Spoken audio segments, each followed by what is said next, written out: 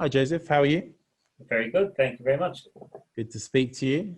We've been speaking on the phone a little bit over the last week or so, so it's really good to have you on board and part of now the I think probably episode 20 or so of the Leaders series. Just before we kind of get into our kind of conversation, just wanted to kind of go through a few intros. As everyone knows, if you listen to this, GCS is a technology recruitment brand.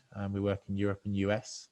And we specialize in connecting expert talent to innovative companies, of which Ezekia and Actively Looking are one and the same of those. GCS Connect is our brand that creates community, where we really bring together expert talent and those innovative companies.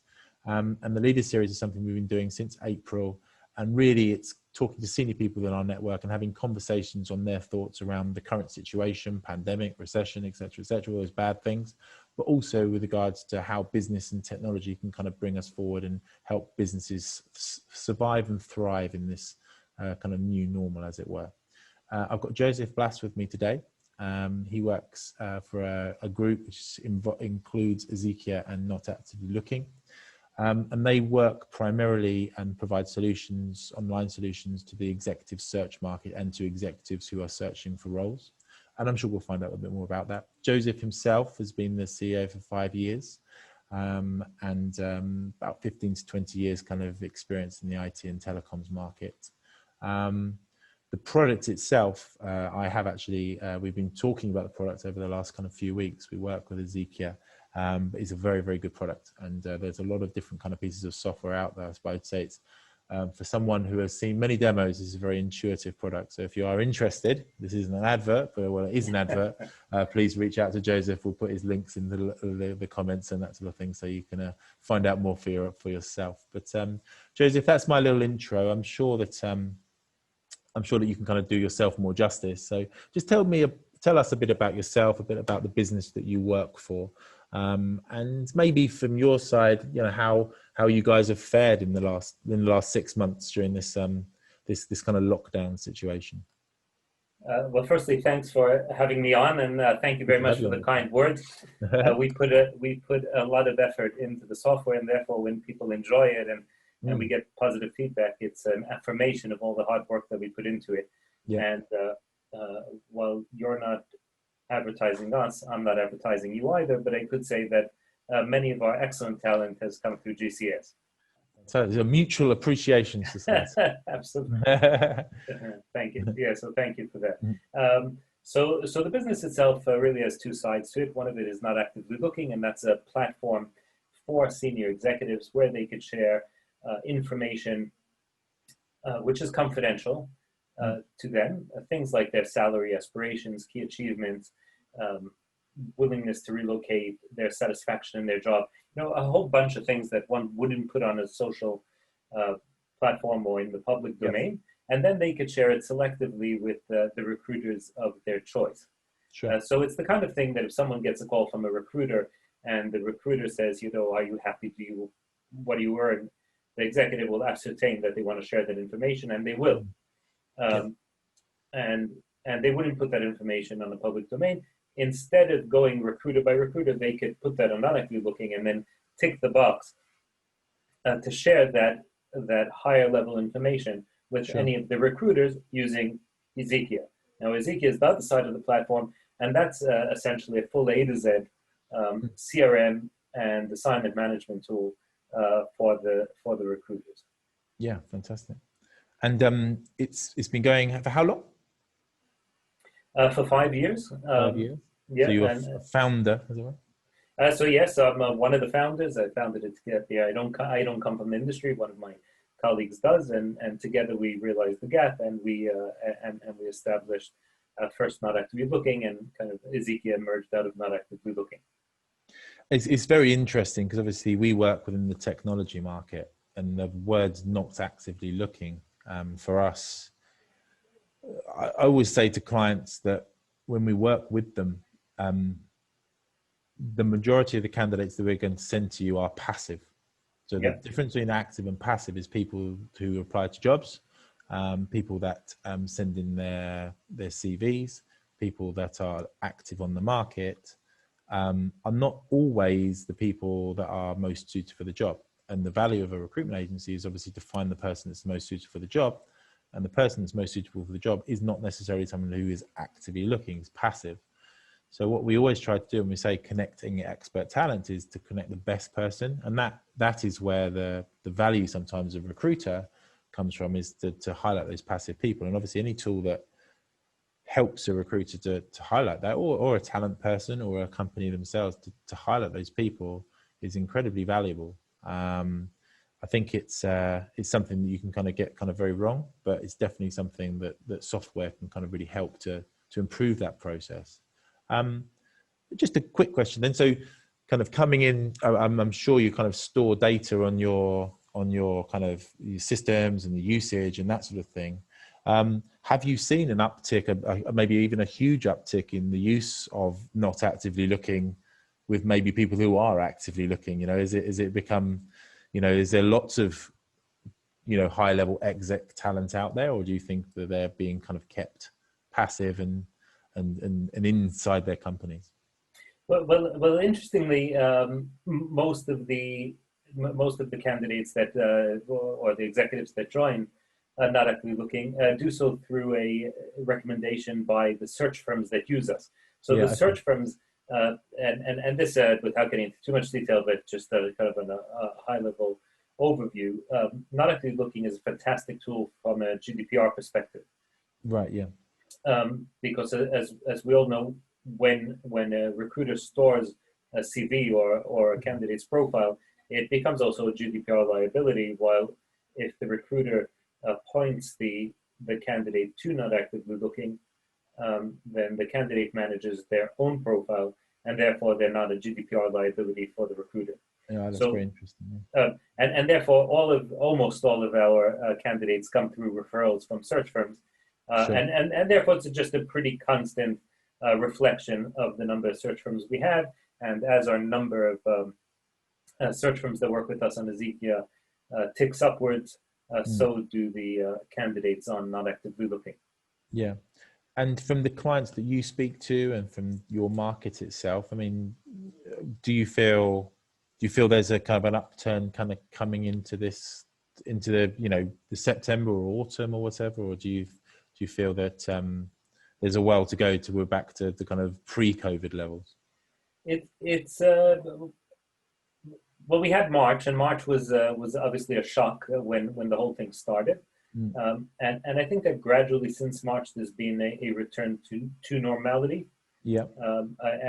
And whether it's 100% normality or 100% minus 20, it's certainly a lot better than what people anticipated. That in itself is encouraging, and that kind of propels a business that is, I think that many clients and the search firms themselves realized in April, May that it isn't the end of the world, and we can see the end.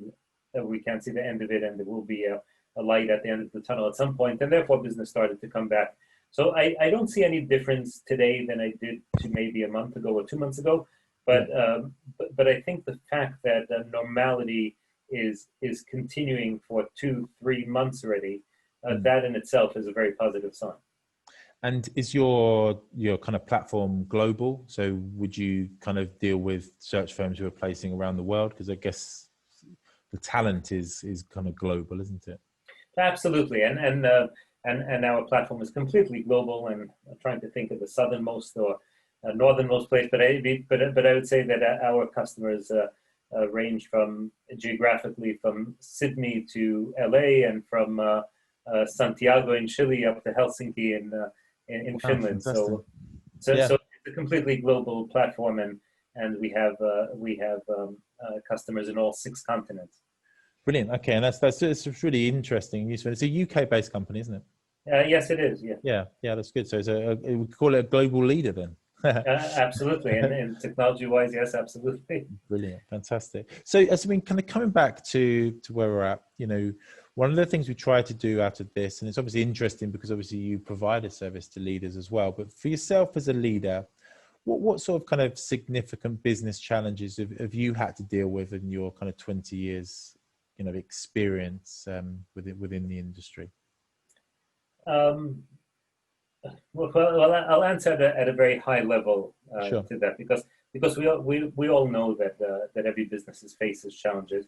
Yeah. I would say that one should always push themselves to Sure. the limit, and therefore you create your own challenges. And every day that we go into work, and I'm sure the same applies to you and anyone who's Sure. listening to this, you are solving problems.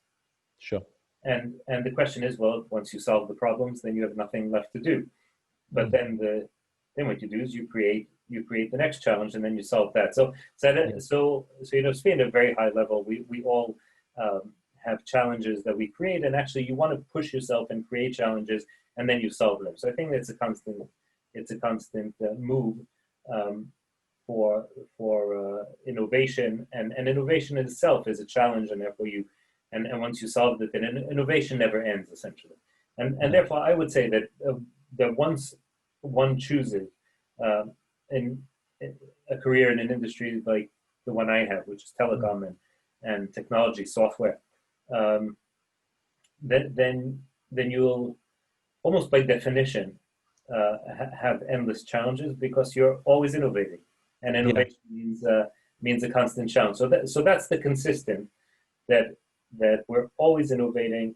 And innovation actually in technology also puts a company in a certain frame of mind, which means that therefore you also have to innovate on the commercial side as well. Yeah, that's right. Yeah, there's such a moving from selling units to kind of recurring revenue or something. Correct. Yes. Yeah. Exactly. That's a very good example. And how do you cope with marketing, and sometimes with challenges, and sometimes with external challenges. And so this a company that deals in technology, the whole mentality of the company is one that is expecting the next day not to be like the day before. Yeah, because technology by its own kind of invention is disruptive, right? It's trying to automate processes, make processes more efficient, change the way we think, change the way we act. So therefore all technology businesses have to constantly challenge and innovate, because their competitors are doing the same. And I guess, to kind of come back to my original question, I guess the business challenge therefore is competition, and is kind of reacting to competition or driving ahead of the competition. But what's really leading, that is, rather than look at the competition, you want to get ahead, set your own agenda, and try to be the flagship that the competition tries to follow, rather than you adjusting to the competition. And setting that is getting ahead of the pack, trying to do things differently, thinking ahead. For example, within our company, we have people who are dedicated to thinking in a way that is, if we had to compete with ourselves, what would we do? That's kind of how we think about it. Fantastic. And that's so if we were our own competition, what would be our next step? And this is exactly how we move things forward. Yeah, so it's kind of, if we were to break this or try to kind of go up 100%. Yeah, we actually do that. That's precisely what we do. Oh, fantastic. That's good. And when you're thinking about that, I mean, is that something that you've learned from anything in particular? Is it from your experience? Have you taken that process from someone else, or is it something that you think is important, particularly for technology software? I think it's particularly important for software. I mean, in some aspects, we see it all the time. There's software that you have incremental improvements in any software that you use. Obviously Microsoft is probably the leading or the largest software company in the world, and we see that they improve on their software all the time. But there comes a point when they say we're completely replacing our platform, and instead of the operating system being XP, it's moving to Windows 10. So and therefore that notion exists within software companies. And what's quite interesting about Microsoft, you think about it, how do you remain the leader over a period of time, is that sometimes they're not winning, are they? Sometimes their products kind of dip behind the curve, don't they? But now I feel, particularly with things like Teams and Office 365, maybe it's their developers, maybe it's their leadership, but they're back on top again in some ways, aren't they? Well, no, I'm not familiar enough with the information about Microsoft and their competition or them, but I'm saying there are things that we can take away when you see that, and they definitely are a global leader and have been for decades, to some extent, and therefore it's just an example that one sees where the entire software changes and moves on to a completely new platform. Exactly, which some leaders would be really loath to do, wouldn't they? You know, it's okay if it's not broke, don't fix it type thing. But yes, and then you find yourself that's right. But the problem with that is that you'll make incremental changes, and instead of making that big leap, at some point you'll find that your that your users are using software that feels very dated.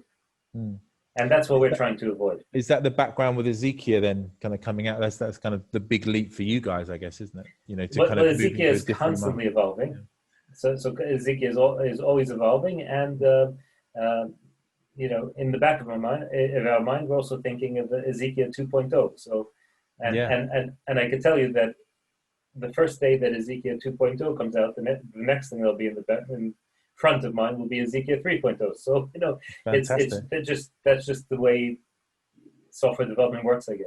Exactly. Or should work. It's good to know, and obviously that's what drives things forward. And I guess when we've talked about business challenges on some of these conversations, and people have talked about, you know, downturns, economic downturns, you know, credit crunch, 9/11, obviously where we're at now, but obviously technology has the capacity to react to those changes and then help people to be successful, but also to help your business survive and thrive, you know. So absolutely, you know, so I think that's important. And for yourself, you know, within the business, how many people are there work within Ezekia?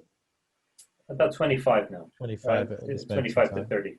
And how has kind of lockdown been for you guys? Were you quite a remote team before? Did you have to make many kind of changes straight away, or? Well, we were able to work. So being a technology company, then obviously, first everyone's technology savvy, and therefore there's not a big issue about training. Everyone is capable of working from home. So we adapted pretty quickly. I mean, it wasn't a problem at all. Having said that, and while there are many advantages in working remotely, and there's less time on travel, and people can work at their own leisure, and there are, of course, benefits in face-to-face meetings. Obviously, having video conferencing is a very good second best. Yeah. Or it's a substitute, but it is. I still think that there's when possible, the face-to-face meeting, especially with colleagues and with customers or vendors, you know, that's still the best. But it's not always possible. And obviously, as a global operator, we can't meet with all our customers all the time because they're based in the four corners of the earth. So therefore, we have to work remotely to some extent. But with the team, now that the lockdown is eased, where we do come back and meet on a regular basis, maybe not every day, but when possible. Yeah, I think that's definitely something that we've seen as being a positive kind of change in the last few weeks. Just so you guys know, we're talking kind of in mid-September, so we're about to get a new announcement from Boris, so that may be finished quite soon. But I hope not. Yeah. But,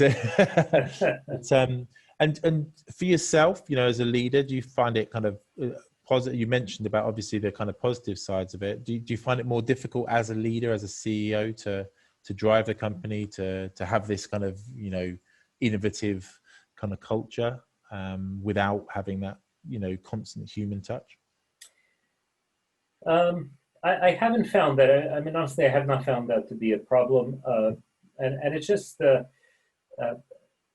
question is, what do we find as do we need to lead? How we lead innovation is, I think it's incremental steps. There are very few people that are so innovative and charismatic that they could come in and they have just ideas that blow people away. You know, it's all about taking little steps and probably leading by example as well, as far as putting in the effort.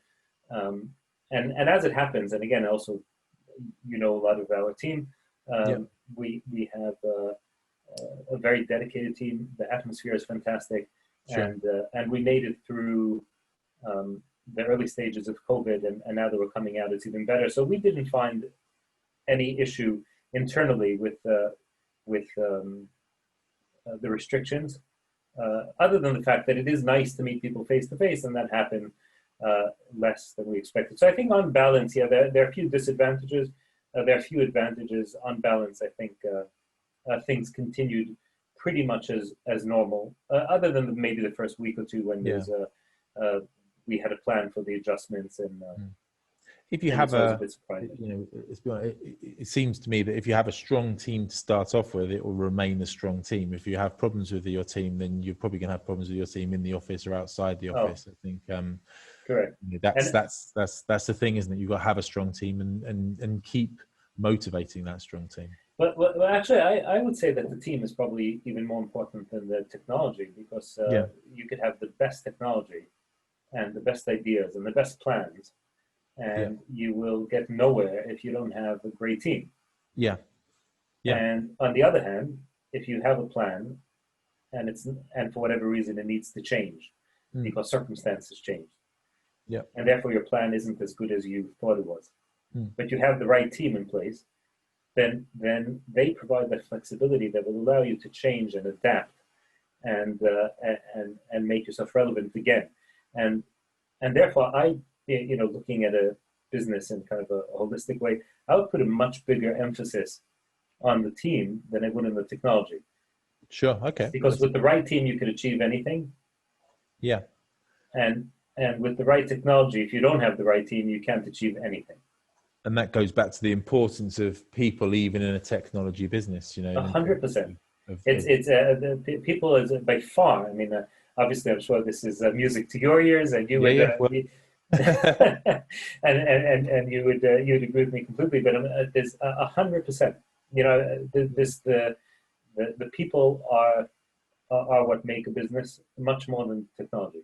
Yeah, and I think that's what's interesting about that is the people are what make the business. But I think what a person would do in an environment where you are fully remote or global or a split down workforce, there's a lot of the value of that person becomes much more about how they react to a customer, how they drive innovation, the actual real kind of business critical things they supply to the team.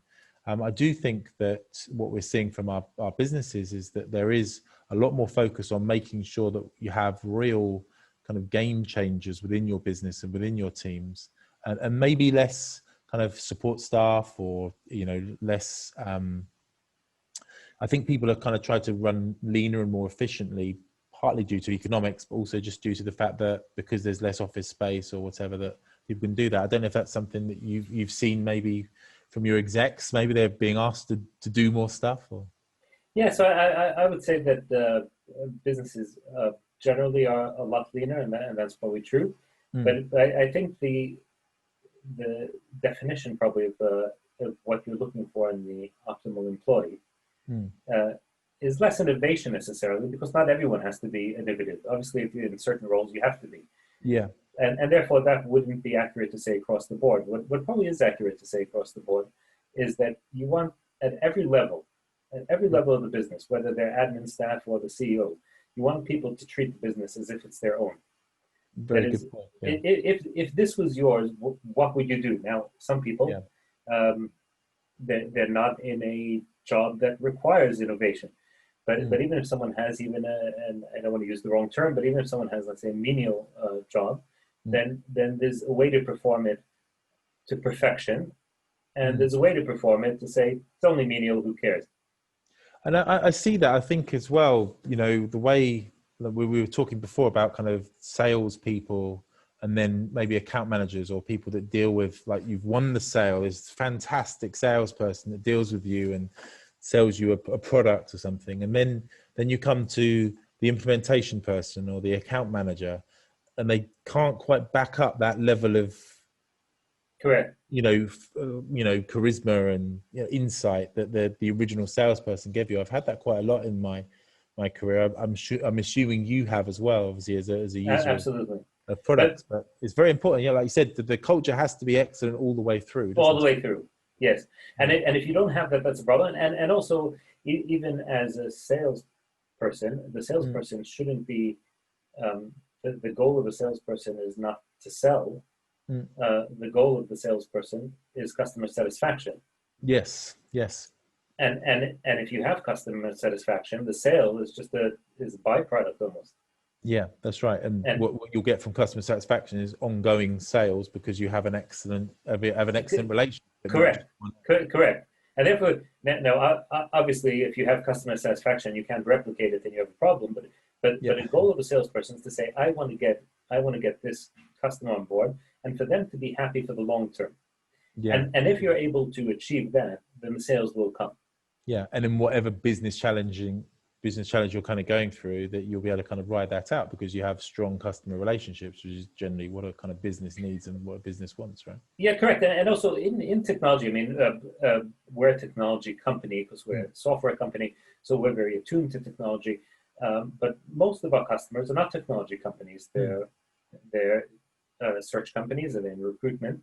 And for them, technology is an enabler. So as far as they're concerned, technology is something that just has to work. Yeah. Some of them are obviously more interested in the ins and outs of how things work, but for many of them, it's we just want this to make our lives easier. Yeah. Which, by the way, that's why we're called Ezekia. Yeah. Because we asked our team to come up with the name, and there were a few ideas, and the theme that kept repeating itself was how would you describe what we do, and the theme of easy. It's really easy. Yeah. And hence Ezekia came about. But so that's the origin of that name. But what we provide to our customers is a very easy, intuitive, seamless experience. Yeah, that's right. And that's what gives them customer satisfaction. You know, that's what will drive that, because I know as a recruiter, for instance, I would like to get to the candidates that can do my job as quickly as possible and have as much information in them. And I'd also like to be able to add that information, update my database as quick as I possibly can, because that's the dull, boring parts of my job. You know, I much prefer to be on the phone speaking to people and 100%. People. And that's what technology does. You know, it's how it helps businesses survive and thrive, as we've said. And frankly, if it's dull and boring, as you described, then you might be disciplined and fill it out nonetheless. Yeah. But you run a big company, and you don't want to be policing people to fill in the data. And some people won't fill it out, and therefore you create kind of a circle. And depends, are you going to create a virtuous circle by saying it's easy to fill out the data, and therefore more people fill it out, the database will improve, and this creates a virtuous circle. And if you're using the wrong system, then you're creating a negative circle of poor data, poor entry. It becomes worse. Then when I look things up, it's not there. So with all the innovation, so we have, in a way, we're a very innovative company. We have a very sophisticated technology, but for us, the challenge is then take that super sophisticated package and present it in a super intuitive, easy to use way. That's right. Because yeah. You don't want to blow anyone's minds. Exactly. It just has to be this really simple. So it's kind of simple to operate, but a lot going on under the bonnet. And do you think it's true that, as I've heard many times, that people sell software, and it's a little bit like your brain, you actually only really use like 25% of the software, and then so you as a person who's developing a software, do you think 100% of your software gets used, or is kind of a smaller percentage that gets used on a day-to-day basis? Okay, so that's a fantastic question, which we put a lot of thought into. And while we add features to the system, we are constantly, in a systematic way, removing features from the system. Yes. Yeah. And we analyze which features are not being used, and then we remove them because or amend them, I guess, because they're not easy to use or something. Absolutely, because one could think, okay, so it's not a problem if you're only using 25%, because this company uses these 25%, the other company uses those 25%, the next one uses those 25%. There's a certain overlap. But if 50% isn't being used, then it doesn't bother anyone. But that's not the case, because it's a distraction. Yes. And part of the ease of using software is looking on the screen. The screen is nice and clean and simple, and you have a good user experience. And part of that good user experience is not having it cluttered with with things that are totally irrelevant. Yeah. And therefore making sure. So I would say that well over 90% of our features are used on a regular basis, not by everybody, but I would say that for most of our clients, they use. It's hard to say in percentage wise, but they use an overwhelming majority of the features. Yeah, that's good. I mean, I always think, I always kind of, when I use products and that sort of thing, I always think something like Uber or something like that is a good example of a really, really good mobile app. Obviously, they're probably not getting used very much at the moment, but but that's something that immediately you know how it works. It's quite a complicated system, but it always works, and it's incredibly simple to use. And you think someone described it to me the other day as magic. You can press a button and bang, like a car turns up, and that's the same as magic, right? So. Well, I can tell you that one of the attributes of our offer is that all training and all support is free. Yeah. Now, we're not doing that because we think we're going to lose money.